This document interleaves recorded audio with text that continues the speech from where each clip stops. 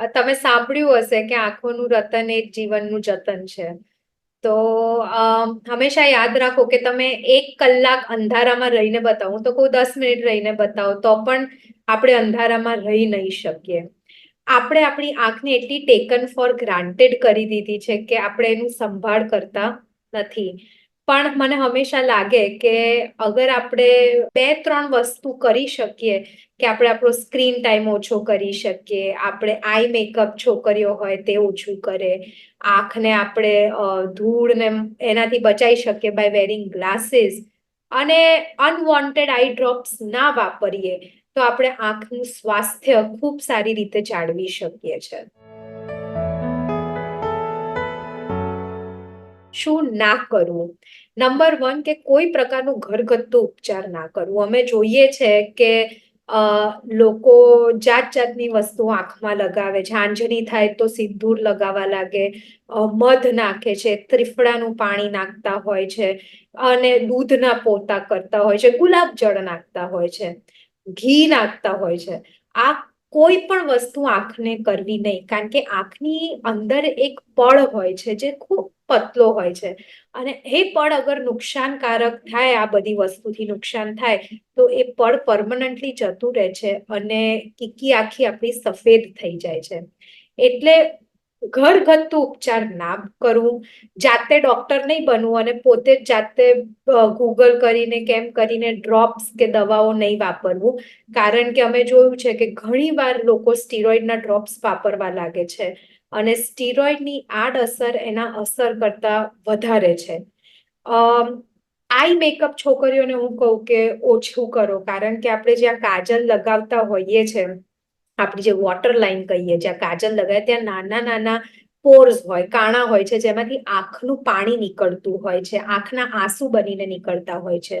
જ્યારે આપણે eye makeup કરતા હોય છે તો એ આપણે કાણાને બ્લોક કરી દે છે અને આંખના આંસુ નીકળતા નથી હોતા. અને હવે આપણે જોયું છે કે સ્ક્રીન ટાઈમ આપણા બધાનો વધી ગયો હોય છે, એટલે એના કારણે જે અલ્ટ્રાવાયોલેટ રેઝ આવે છે, એ જ રેઝ છે જે સૂર્યના કિરણોમાંથી આવે છે. અને આ અલ્ટ્રાવાયોલેટ રેઝના કારણે આંખમાં ડ્રાયનેસ પણ થતી હોય છે. તો આ વાત થઈ કે શું ન કરવું. હવે શું કરવું is also very important. There is a 20-20-20 rule. એટલે દર 20 મિનિટે 20 મીટર દૂર 20 સેકન્ડ માટે જોયા રાખવું. આનાથી તમારા આંખના જે મસલ હોય છે એ રિલેક્સ થઈ જતા હોય છે. જ્યારે પણ તમે કમ્પ્યુટર કે સ્ક્રીન વાપરો તો એની બ્રાઇટનેસ ઓછી રાખો, અંધારામાં ના વાપરો. પછી આંખનો એક આહાર હોય છે, જે હોય છે વિટામિન એ, તો એ બધા ફૂડ લો. આંખને ખાલી પાણીથી તમે સાફ રાખો, કે ભાઈ હુંફાળા પાણીથી તમે એને સવારે સાફ કરો, તો પણ આંખ તમારી સચવાઈ જતી હોય છે. તો આ ડૂઝ એન્ડ ડોન્ટ્સ અગર આપણે સાચવી રાખીએ તો આપણી આંખની જે હેલ્થ હોય છે એ મેન્ટેન થતી હોય છે. આપણે ચિલ્ડ્રનની વાત કરીએ તો જ્યારે એનો જન્મ થાય છે ત્યારે ઓલરેડી આંખ જોવાઈ જ જતી હોય છે પીડિયાટ્રિશિયન દ્વારા. પણ એ લોકો થોડા મોટા થાય એટલે વાર્ષિક રીતે ટિલ ધ એજ ઓફ 8 વાર્ષિક રીતે આપણે બાળકને બતાવતા રહેવું પડે, કારણ કે દેટ ઇઝ ધ એજ જ્યારે એમની આંખ ગ્રો થતી હોય છે. 8 વર્ષથી લઈ અને 18 કે 20 વર્ષ સુધી દર 6 થી 8 મહિને આપણે આંખને જોતા રહેવું પડે, કારણ કે એ ટાઈમ એવો છે કે મોસ્ટલી બધાને આંખના નંબર આવતા હોય છે. હવે એડલ્ટની વાત કરીએ એટલે till the age of 40, I think વર્ષે વર્ષે તમે બતાવતા રહો તો પણ કોઈ ઇશ્યુ નથી હોતો. પણ 40 પછી ઘણા એવા રોગ છે જેના કારણે આંખમાં ઘસારો થતો હોય છે, આપણને 2 તાલા નંબર આવતા હોય છે, મોતિયાની શરૂઆત થતી હોય છે, ઝામર થવાની શક્યતા વધારે હોય છે.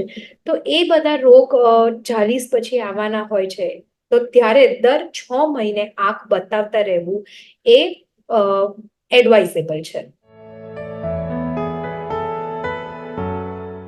આંખની કોઈ એવી કસરત નથી હોતી જેના કારણે કોઈ એડેડ એડવાન્ટેજ હોય છે કે ભાઈ કે તમને એવું થાય કે એનાથી આપણા નંબર ઉતરી જાય કે એવું, એવી કોઈ એક્સરસાઇઝ હોતી નથી. પણ હા, અમે હંમેશા એક વસ્તુ કહીએ કે આપણે એક પેનને પકડી રાખવાની એક હાથ દૂર અને એને નજીક લાવવાનું અને પાછું લેવાનું. એ સ્પેશિયલી અમે બાળકોમાં એડવાઇસ કરીએ છીએ, કારણ કે એમનું એજ ગ્રોઈંગ હોય છે, આંખ ગ્રોઈંગ હોય છે, એટલે એમના મસલ જે હોય છે એ થોડુંક સ્ટ્રોંગ બને. હવે એડલ્ટની વાત કરીએ, કારણ કે આપણો સ્ક્રીન ટાઈમ વધારે હોય છે, તો એક જ એક્સરસાઇઝ કરું કે દર 20 મિનિટે એટલીસ્ટ 2 મિનિટ તમારે દૂરનું જોવું, 10, 15, 20 મીટર દૂરનું જોવું. તેના કારણે શું છે કે આપણા મસલ જે એકદમ જકડાયેલા હોય એ આંખના રિલેક્સ થઈ જાય. બાકી એવી કોઈ મેજિકલ એક્સરસાઇઝ નથી જેના કારણે આપણું નજર સુધરે કે નંબરમાં ઘટાડો થાય.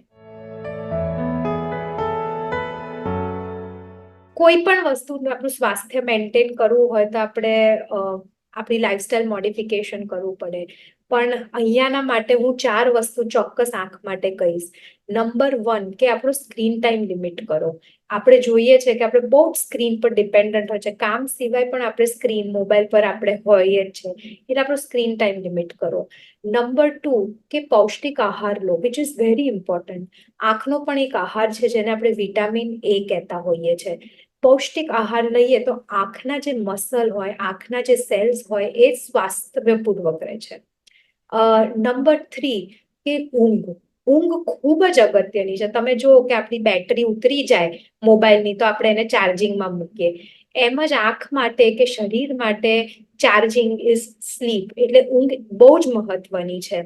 અને નંબર 4 વિચ આઈ ફીલ કે તમારી જનરલ ઇમ્યુનિટી સારી હશે શરીરની, તો તમારું આંખનું સ્વાસ્થ્ય પણ એટલું જ સારું રહેતું હોય છે. હું એવું નથી કહેતી કે વિટામિન એની કોઈ દવાઓ લો કે એવું કંઈ, પણ વિટામિન એ આપણા શાકભાજીઓમાં બહુ હાઈ લેવલમાં હોય છે. નંબર 1 કે ગાજર તમે લેતા હો, પાલક, કોથમરી, કોઈ પણ લીલી શાકભાજી હોય છે એમાં વિટામિન એ વધારે હોય છે. અગર તમે નોન વેજીટેરિયન હો તો તમને એગ્સમાંથી વિટામિન એ મળે છે અને તમને ફિશમાંથી વિટામિન એ રહે છે. તમે આટલું પણ ખાઓ ને તો પણ તમારી ડેલી રિક્વાયરમેન્ટ આંખ માટે જે વિટામિન એ ની હોય છે તે મીટ કરી લે છે.